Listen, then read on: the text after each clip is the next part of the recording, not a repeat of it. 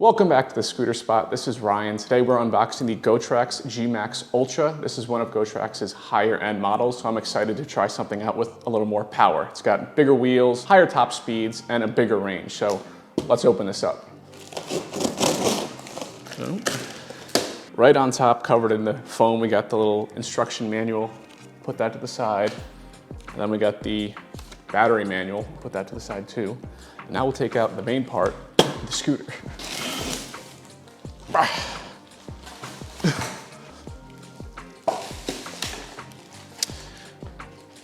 We'll kick down the kickstand in the plastic.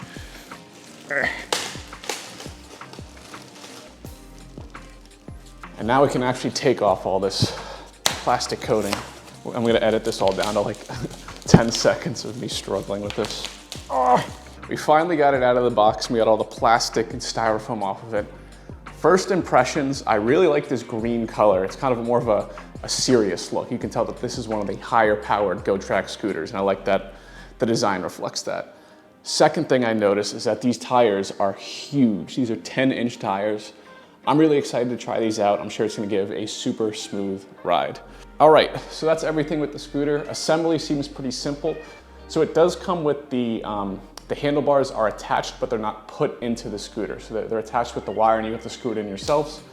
And I imagine the screws and whatnot come in that box. So let's put that together. Okay, I found the screws and the Allen wrench in this little baggie here. And I've done this a million times now. All you gotta do is screw in these 4 screws here. There's 2 on each side. And then your GoTrax will be good to go. And with that, all the screws are in and the scooter is assembled. Now all you have to do is charge it and you're good to go. Thanks for watching my unboxing and assembly of the GoTrax GMAX Ultra. I'll have a review coming up on the channel soon, and we hope to see you next time.